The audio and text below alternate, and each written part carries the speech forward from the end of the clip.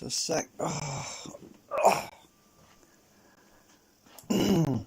Oh, damn it! Tripped over my wire. Ah, these stupid crocodiles that clipped on my pants. Ah, bloody thing. Ah, this is what happens, you know. You try to be very composed and professional.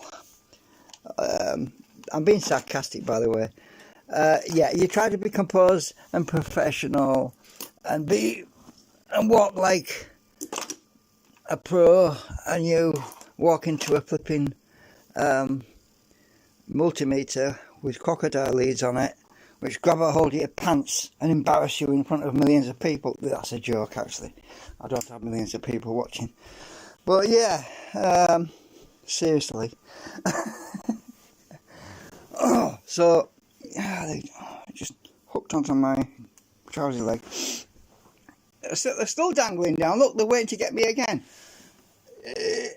Right, so I put the new ones in. The ones I took out are there. Oh, damn it! What's up with me today? So that's one of the ones I took out. You can see the difference on the layout, obviously. And on the new ones, I've got more steel on the edges. I'll just bring it a bit nearer. Right, so there's a bit more on the edge there, which is where I need it for so it spreads the field out wider. And took these out. I'll put them side by side. You can see they're more compact, dense on the edges than the ones I took out. And I like the balance. When I say balance, I mean it sits right in the middle. If you look right in the middle of the magnets, it just likes to sit right in the middle. The other ones were sitting a bit like that, kind of parking themselves at that point, sort of like that. These want to sit right in the middle, which is good, and they more or less sit there as well. For some reason that one doesn't sit quite the same. I don't know why. They should be exactly the same. It's probably because this wheel isn't perfectly round. That one sits nice.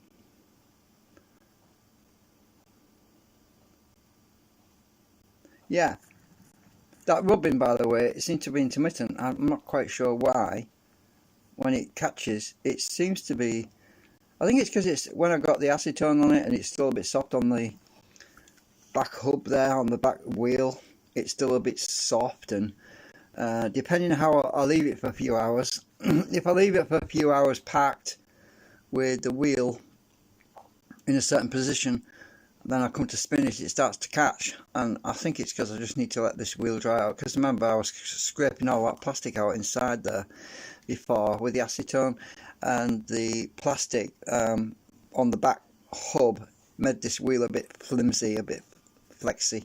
So if I leave it packed with the weight on the side like this, instead of parking it like that, it tends to sag a bit and then it starts to rub. But it's actually not rubbing now. Interesting. Well, that's good. Yeah. So, and I was checking the field on it. Actually, I haven't checked with my gauge. Let's get my gauge on it, see what that says. Which one's the push? That's the pull. This is the push. So if I turn this around a bit. I haven't checked it properly. Oh yeah, look at that. We definitely have. If I hold it against the wheel and rotate it, you'll see it pulls in there. And as we move around, it deflects there. We do have much more gain than we did, because before I was tilting this backwards a bit just to get it to flip, because I was actually going like that a bit to get it to. But now it's overcoming the friction of the ball against the plastic tube, so when I move around it's actually deflecting much better now. But obviously it has to be in the middle like this when it's spinning, so let's just try that a minute, see if it actually does anything. Oh,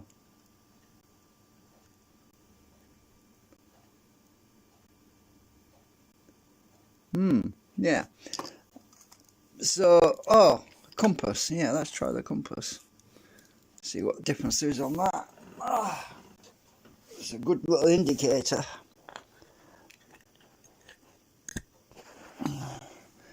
I need to put this little bobbin on. I got this in the middle.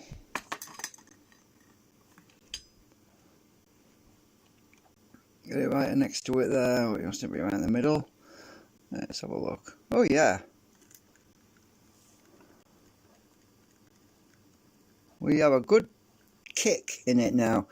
I don't know if you noticed this, but there's a much bigger kick on the compass than what we had previously, which means that you can see it actually really kicking there.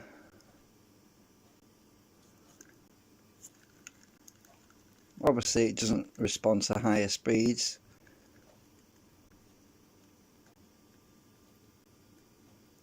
Yeah, that's definitely better.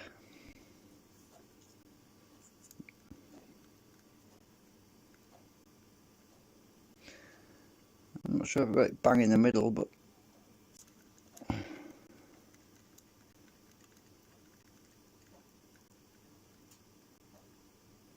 yeah. Cool. Yeah, that's better. Anyway, I'll move that out of the way. The other thing I was going to show you is Sketchup House. I'm modelling at the moment. Let me just move this out of the way a minute. I need my mouse. Where's my mouse gone? Here it is. Right, so I'm making this 3D model to hold the wire, and I'll zoom in a bit. So what I'm going for is a setup like this where I wind the wire around this former, and there's some little setbacks, there's some little notches. Those notches are where I can put cable tie or a piece of tape through around the wire, and then I can wind the wire on. Then when I take the wire off, I can wrap the tape around the wire so it doesn't all fly off into the abyss, you know, it doesn't all spring out on me. Sorry, I've got droopy cam again. It's my arm this time. Let me just show you what I mean. I haven't finished it yet. I'm still working on the top. The top is a lid. If I hide it, right? Oh, I've still got it showing visible hidden geometry. So that's basically. I have to. What I have to do is scale this top section here, so that this actual top. I haven't done it yet. I'll show you what I mean. If I select all of that like this, I should. Oh, I'm not. I haven't edited it. Oops! I need to edit the group first. Let's select all that top lid. Now I should be able to scale that and taper it. I haven't done it yet. I'll tell you why. Because first thing I need to do is make some holes in here so I can screw the lid on, or but ultimately when I get to it, I can go to scale, and then I can pinch in the like this, but it's going to be uniform all the way around. I want to taper it slightly. I need to press escape. I don't want to change that right yet. Make sure I haven't changed it, because I'll do the tapering last. Undo scale. Oh, it did change something. Anyway, turn the scale off. So I've got to make some holes. So I'm a bit far away. I don't know if I can zoom with this thing. Oh, I can. Oh, look at that. I can actually zoom in. Cool. I didn't realise I could do that. I'm going to have to be much more accurate with my pointing the camera though when I'm doing it like this, because if I drift, it's going to go right off the screen. So unhighlight that. Let's just go to undo, close, undo, open, undo, hide. So there's the lid, right? So I've got to make some holes in the lid to put a screw at this end and a screw at that end to I hope you can see the mouse alright. I don't know if you can. I've got to be able to screw this lid on while I'm winding it, and I've also got to put the adapter on the bottom so that this can go on my reel-to-reel, so I can wind the coil on it on the reel-to-reel, because it's quite a big bobbin. It's fairly long. Let's find the measurement. So I'll just use the ruler. The difference, the size between that end and that end is 77mm. It's pretty long, because I was working out the sizes and everything. So that's just from end to end. I need to press the escape button now. Right. Sorry about this drifting of my arm. I'm trying to keep an eye on the camera. So, oh damn it, I want to turn the ruler off. Don't know if it zooms in when I touch the middle. I don't know. No, I don't know if it focuses on me when I touch the middle, because I'm trying to get a good focus on it. So, yeah, I'm in the process of modeling. So I've got to put the attachment on the bottom to, let me just zoom out again, because I'm going to go in the other room. Can I zoom out? There we go. Right, I'll show you what I mean. Oh, I didn't realise I could zoom in with this. The app, they must have updated the app, because I tried to zoom in before and I couldn't zoom in. But I've got this reel-to-reel thingy I made that goes on my tape spool on here. When I've got tape on it, it goes on there, and I have to lay it flat. Now I want to make an attachment to screw that coil winder onto the top of this, or use a different attachment. I made a few of these attachments. That's a bit too tall, really. I'm sorry, there's my old graphics card. I took out that other computer. I don't think there's anything wrong with it actually, so it's still only anti-static mat. I've got another attachment like that, but where is it? It's probably in this box. Oh yeah, there we go. Just see it. I can grab it. Right, there's my other attachment. So that's got an adapter on as well. I can take this off. So that's why I stopped doing the SketchUp model, because I thought, well, that's an adapter for one of my other coils. Take that off. Now what I'm going to do is I'm going to make some holes in the bottom of my coil winder, so that these 3 pins can go through it, and then I can interlock it with the tape, because this goes on my reel-to-reel like so. There's no tape there, and then I can wind the wire on. So actually I need to bring this in the other room, because I could find the SketchUp model for these pins, but it'll probably take me, it'd be quicker for me just to measure it actually. I'll just measure it, and then I can make some holes in the bottom of my coil former, which is on the screen. Then I can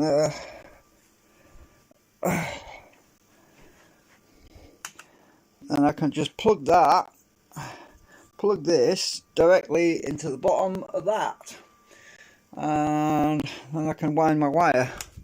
So that's what I want to do. It's amazing how much time goes by when you're waffling. 14 minutes already. Yeah, I'm not feeling so good today, to be honest with you. I haven't got any energy. Just get everything out of the way. I didn't sleep so good. Again, I don't know what it is. There's something in the air. Last night it was tossing and turning again. My ESP was kicking in. I was seeing all these strange faces. I was picking up.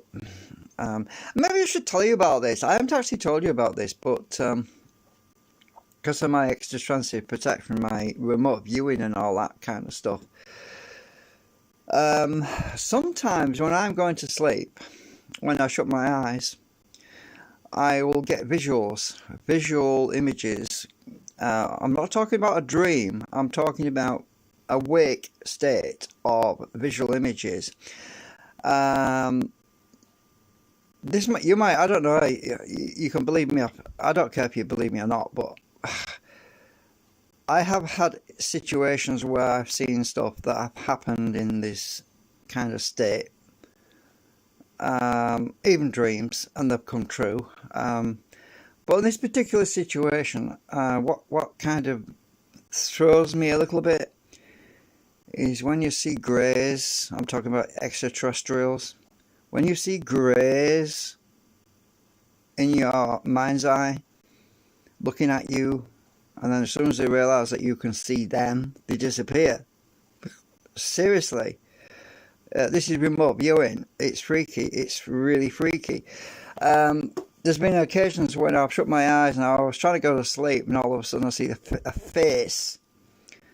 It's a little body of a creature of some kind, and some of them aren't very pleasant. They look kind of ugly. Some of them I'm talking about, they look like a tree, coarse looking, wrinkly, and they're looking right at me. And I look back at them and I think, I can see you. And then all of a sudden, they're gone. They think, shit, she saw me. They don't like being seen, you see, these creatures, these beings. They're looking at us. They're actually looking remote viewing and looking at us. But when we look back at them and they realise that we can see them, they don't like that. So they vanish really, really fast.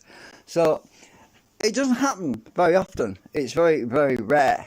But, and when I say rare, I mean, it might happen once a year. I might get a visual of something like that.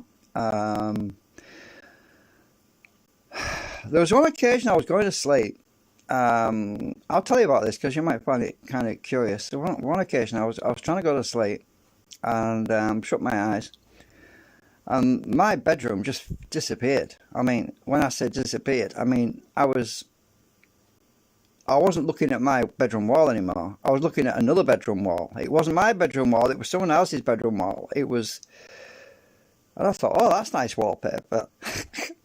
Seriously, I'm looking and I'm thinking, oh shit, that's nice wallpaper. God, I really need to decorate, sort of thing. That's the kind of thing I was thinking, because this show puts me to shame, and I got emotional. As soon as that happened, it faded away, and I was back in my room again. Well, I wasn't back in my room. I was still in my room, but I wasn't seeing that wallpaper anymore. I was seeing my wallpaper, if you get what I mean. It was like watching a TV. Imagine you're looking at a computer screen like this, right?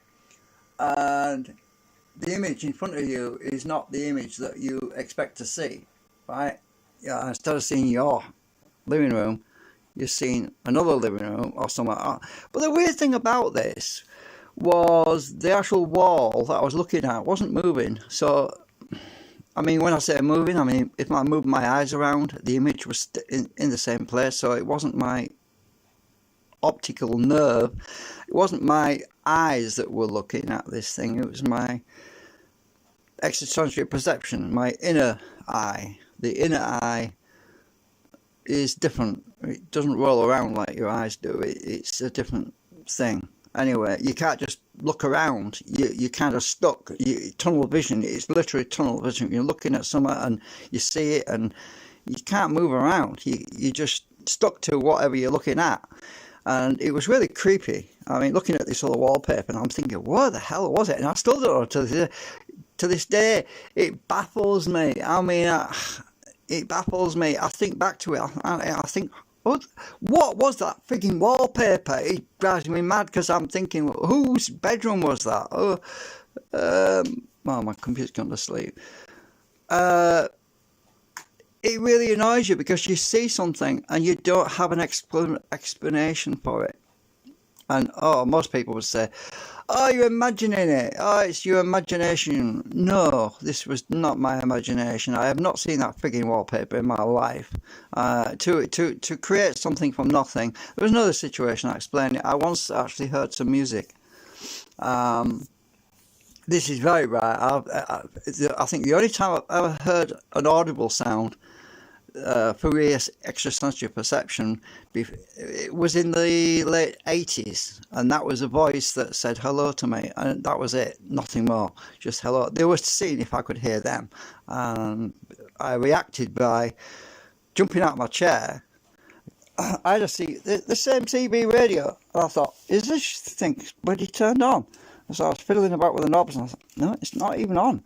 And I was literally about ready to go to bed. And I'd had a cup of coffee or something, and I'm looking around. I'm checking my hi-fi. Is that turned on? No, that's not on. Where the hell did that voice come from? You know, that happened in the late 80s. That was just one instance of this craziness.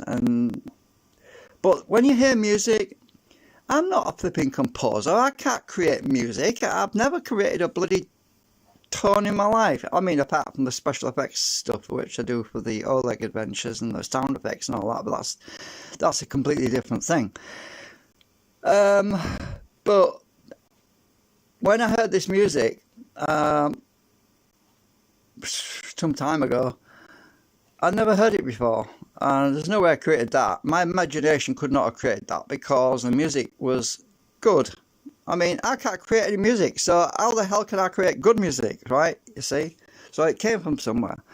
So that happened to me, and I thought, oh, yeah. But I mean, it doesn't happen very often, you know. It doesn't bother me. I'm not one of these people that hears voices and goes, the end is nigh, oh my God, you know what I mean? I don't go bonkers over it. It's just, I know what it is. It's like tuning to a radio station on your radio. It's like you just tune into a different frequency and you're picking up your receiver. We're all receivers. Human beings are all receivers. We can receive things, but we just have to let it happen, you know. So, yeah. But, hey, let's try the dice. I don't know. What's my ESP like today? It's probably shite again because I've just woken up. I haven't been, and I've got a bit of a headache and I'm feeling like crap, so it's probably not going to work so well, but let's give it a shot anyway.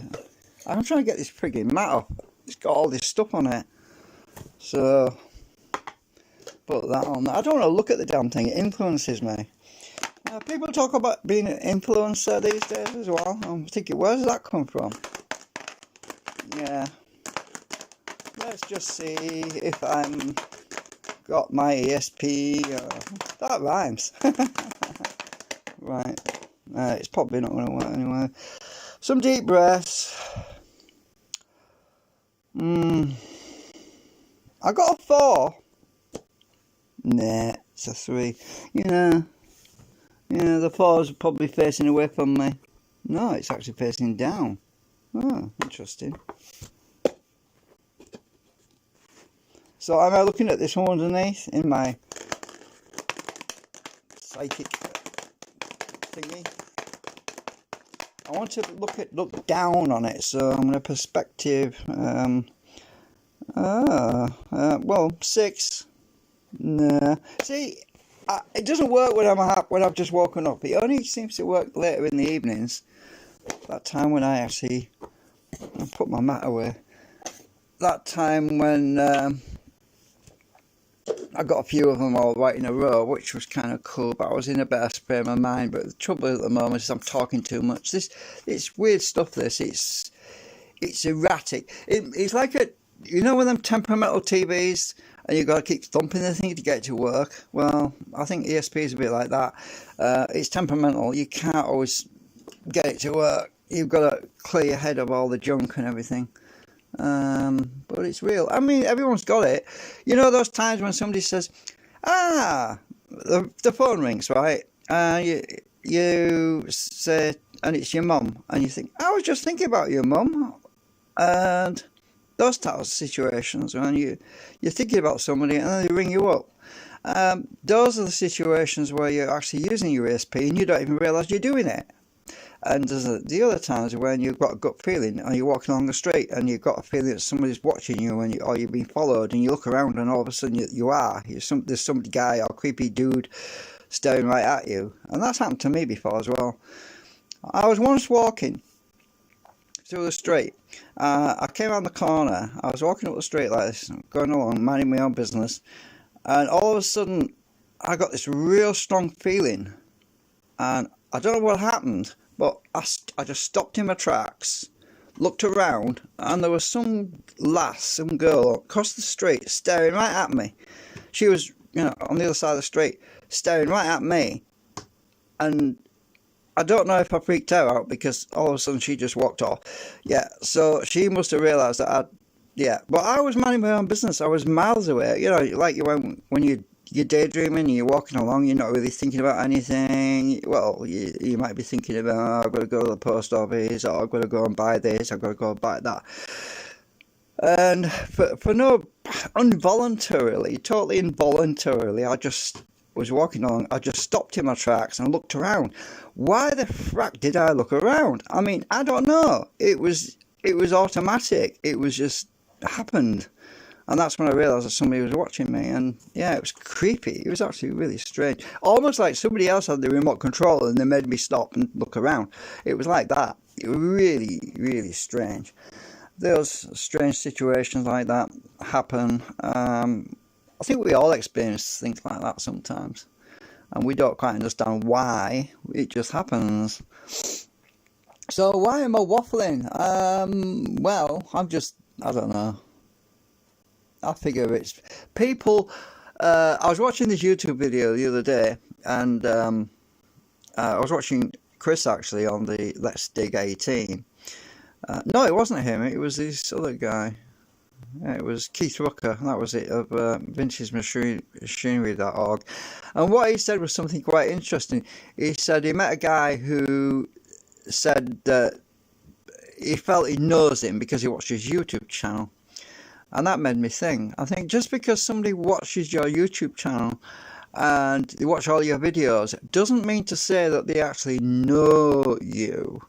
They know what you do on the YouTube channel, but they don't necessarily know you. So what I'm basically doing is giving you a little bit of insight into me so that you can know me a bit better, so you understand me a little bit better. So instead of just getting a snap judgment on what the videos I make, you can see a little bit deeper than that about the underlying spookiness of my life. I think that's probably it, but yeah. But I mean, it doesn't bother me. When I say it doesn't bother me about all these strange things that happen in my life, I just take it's just normal to me. It all kind of started in the 80s. Before that, nothing happened. Nothing strange happened before them. But it might have something to do with the fact that when I was living at this place, somebody opened the door. When I say door, I mean, I was actually living in a maisonette, and a friend who was living with actually was messing with the Ouija board. And now that's a dangerous thing to mess with, Ouija boards and all that stuff, because what that does, it can open the door into the other realm, the spiritual world. Now, I did not participate in it, but I was upstairs. I was one floor above it. I was actually not even in the same room where this thing happened, where they were messing with this Ouija board. But somehow, ever since then, stuff happens. It's like somebody opened a door, and I don't have the freaking key to lock it again. So I've just got used to it. I kind of got used to it. It wasn't my doing. So right, so what I'm doing at the moment is I'm waiting for that to dry a bit. I got off topic, I suppose, but I'm waiting for this thing to dry a bit. And because I just popped these in, like, if you look, they're a bit proud. They're sticking out a bit. That's because they need to shrink a little bit more, so I can press them right home. They're all the same, which means that they're a bit tight right now. When they shrink, but the balance is good. The balance is good, because let's do this. It's pretty well balanced. I know it's on its side. Oh, nearly caught my finger on it. I really need to spin it with my drill, but I want to let it dry out a bit more. Yeah, it'll be alright once it dries out. I'll spin it up a bit, but it's just that my power lead. Oh, I could use this other power lead down here, I suppose. Let's put this speaker. It's not as fast though. This power supply is only set at 4.5 volts, but yeah, let's just give it a little spin up. I want to see if it's balanced, how well balanced it is while we're here. Even though I've been going for 30 minutes, another 5 minutes won't matter. I'm trying to get this on.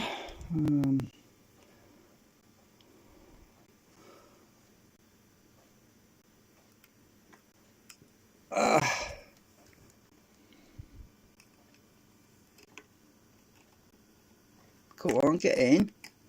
Right. Right, let's see. Can I get to the damn switch for this thing? Now what? Oh, this dodgy lead again. This lead is dodgy. Ah, there we go. Right. Behave yourself. Work.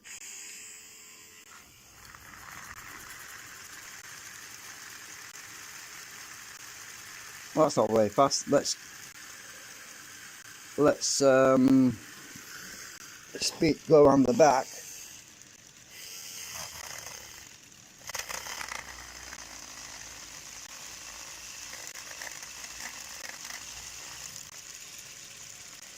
Stupid drill. Work.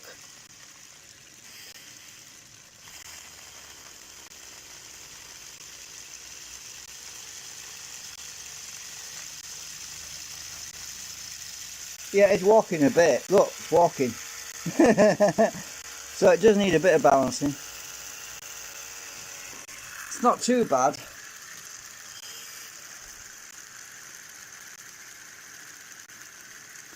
I'll have to. I can't balance it until it's dried out though, because oh, by the way, the weight of those segments, the ones that I put back in, these individual segments, I weighed them again, and they were exactly 60 grams now. Instead of 60.4 grams, they were all exactly 60 grams. So they lost 0.4 of a gram overnight while I was asleep. While they were drying out. So yeah, so that rubbing's not too bad, which is a good sign. I'm happy about that, at least. Otherwise, I wouldn't be able to get that speed up.